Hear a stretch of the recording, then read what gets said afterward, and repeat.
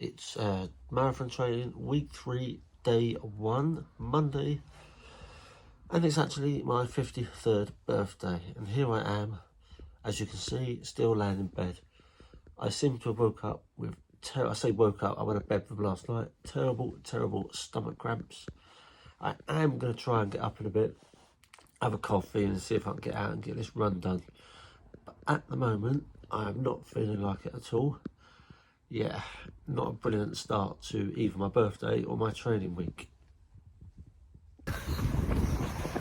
Well guys, as you can see, I got myself out of bed. I've only got a 5k, 3-mile run today. My stomach does hurt. And just as I was leaving the house, started to rain a bit. So rather than go upstairs, get my own coat, I pinched my wife's running coat. So I'm running around the streets, lovely bright pink jacket. So today would have been easy to sack off because I'm so early in my training, because also it's my birthday and I can do what I want, and my stomach cramps. But I did decide to try something. So I'm a mile in. If in the next mile or so things start to get painful, then I'll cut short and walk. And if I do, I'll come back.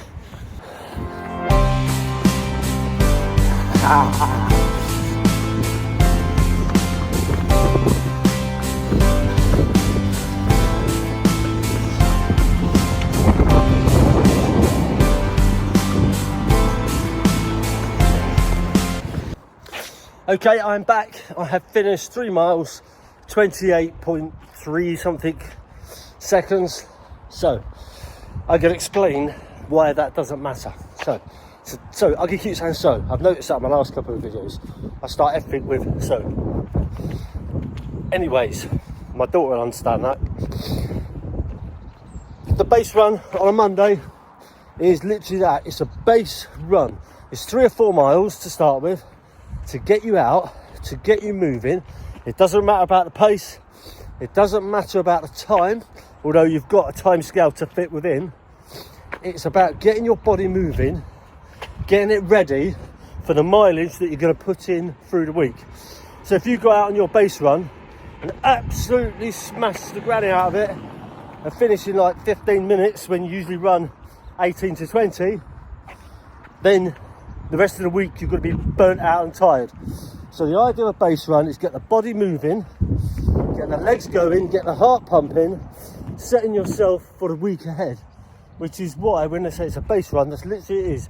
You're setting a base for the rest of the week. So just do what you can do, get out and move, do the mileage, not worry about the time. Then the rest of the week you can start looking at your mileage, looking at your rest days, looking at your cross training, and be fit and ready to go. So me, now I'm going to go and eat. And I'm going to eat what people wouldn't think you would eat after a run. And that's a fry up. I'm going to have a couple of bits of toast, some ham and some fried eggs. Maybe chuck a tomato in as well. Yeah, doesn't sound that nutritious, but the eggs have got the good fats in. The eggs have got the protein in. The toast is seeded, so it's got the fibre. And where my belly is at the moment, I definitely need the fibre. So don't believe everything when they say you can't have fried breakfast after exercise. If it's not full of oil, you know, you float your fucking eggs in the oil in the pan, then it's not as bad as everyone thinks. Anyway, enough waffle. Catch you later in the week. So here we are. Week 3, day 2, long run. So just whacking on my New Balance trainers. I've had these a very long time. Actually, I did my last marathon in these. And because my other trainers were all wet, muddy from last week's runs, dragged these old babies out for the day. Oh, while we're here, got one of these for my birthday. That will help me keep my trainers clean. Refuels. And these, look at these. These are what I was telling you about. Nice new pair of Light Strike Adidas Adizero trainers. These hopefully will what I'll be running in on the day. I'm not going to get out and wear them just yet as it's wet and I will not run and ruin them in the wet. So when the weather gets a bit better and it gets a bit drier, I'll break them in ready for the big day. But for now, Old Faithfuls. Really comfortable, really spongy, a little bit warm, and I wouldn't run another marathon in these, or a half marathon to be fair. I think 9 miles is about the best I can do in these. Anyway, I'm going to jump out in a minute. I'm wearing my Dementia t-shirt. I did a charity thing, it's called Run Down Dementia, where you run so many miles in a month, raised a bit of money, raised a bit of awareness, got a free t-shirt, so can't grumble. Anyway, I'm going to get up. I'm going to get out that door and I'll catch you. Here I am, 6 miles in. I've just had my gel and I've just actually nipped into Home Bargains, grabbed myself a isotonic drink. Reason being is I didn't carry a bag today, so I couldn't carry a drink, and I just thought, well, save carrying bags and actually won't be carrying a bag on the marathon. I thought I'd just grab something on the way. Easy, easy, easy. Also today, yep, I've actually got my watch on, so I'm not actually running naked. I'm keeping an eye on my pace. I'm running between 9.5 to 10 minute miles, which is what I want to be running marathon day. So yeah, happy with my progress. My stomach is feeling much better today. I know it's too much information, but I have actually managed to go to the toilet for the first time in 2 days. Just have a big chair, yay! Because that was loaded heavy on my stomach. It really makes me realise how much pain and discomfort people with stomach issues go through. I know there's a lot of charities that do running for irritable bowel syndrome, Crohn's disease and stuff like that. Now, I'm not saying that I know how that feels, but what I went through yesterday and the day before goes a part way to understand it. And to run and to do sport with those sort of things, yeah, hats off to you, because this is not comfortable. Anyway, less about my bowel movements. I am going to get on my run, 3 miles left to do, and then coffee. No cake today. I had cake yesterday because it's my birthday, so today is just coffee and back onto eating properly and fueling myself for the week ahead. I'm back. Something just to add on, I showed you this bottle. Now, I am not going to drink the whole of that bottle. If I drink the whole of that bottle, I'm going to end up either feeling sick or end up with a massive stitch. So I've just sipped it gently down to about halfway. They're going to find a bin and just chuck the rest away. I know it seems like a waste of money, but it was 89p. And it's about keeping me hydrated and keeping me running, not about saving a few coins. So yes, if you drink too much, you'll get a stitch. So just make yourself feel good, get rid of it. Okay, I'm just into my last mile of my run, and coffee time with my son, his girlfriend, and my wife, who I'm going to surprise right now by saying hello.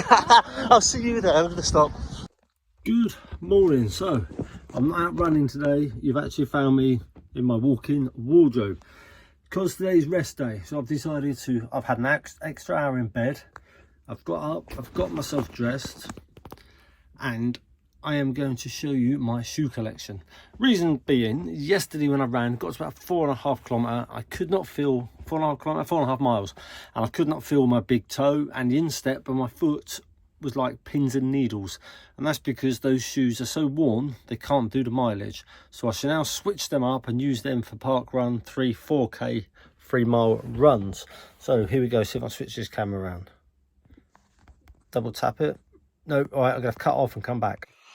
Okay, so I'm back. Oops, I'm a bit high. Right then, here we have. So these are the ones I wore yesterday. They used to be my race shoes, which I've done marathon, half marathons in.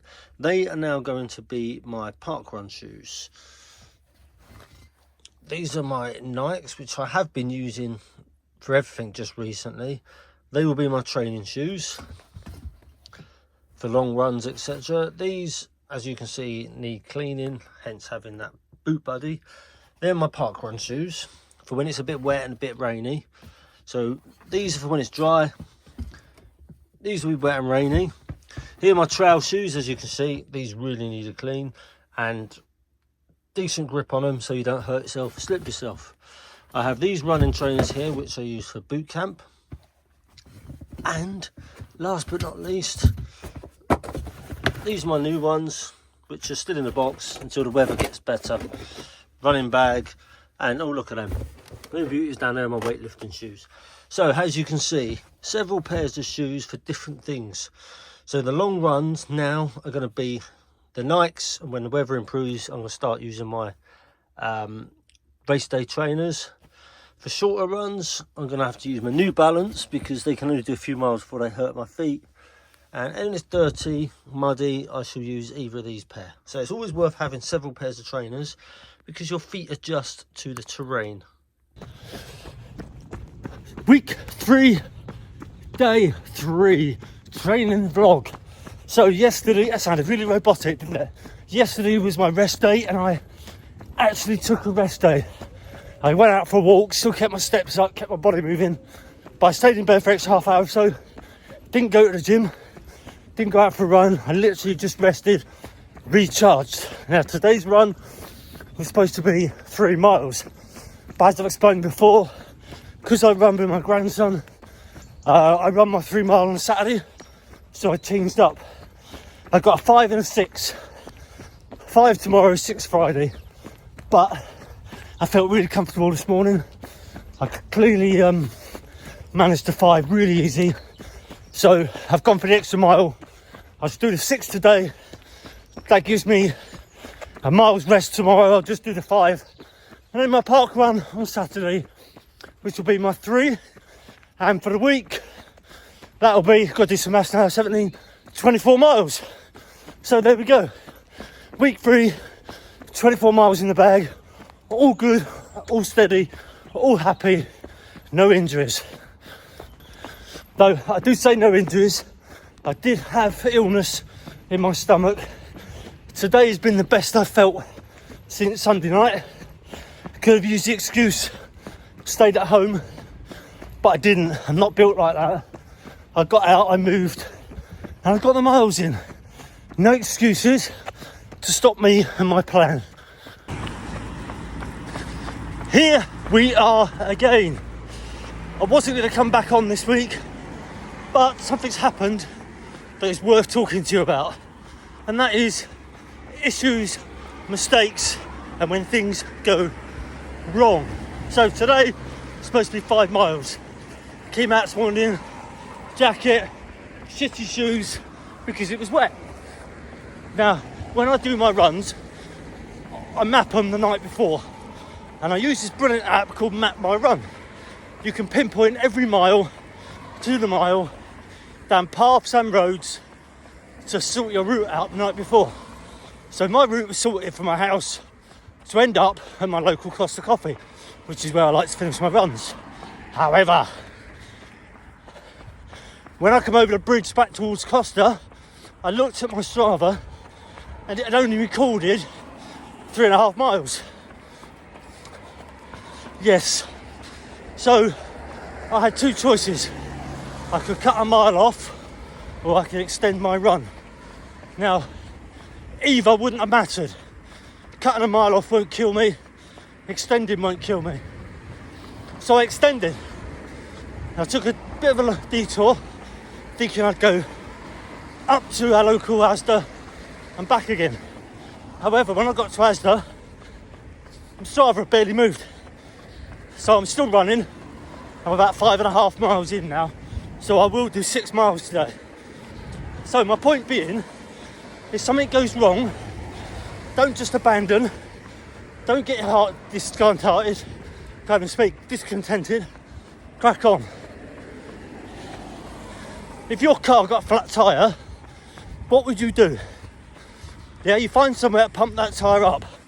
You wouldn't go, fuck it, slash the other 4 tyres and make the vehicle completely unusable. So don't do that with your training. Okay, I am definitely signalling off now. 3 miles tomorrow, and then I'm done.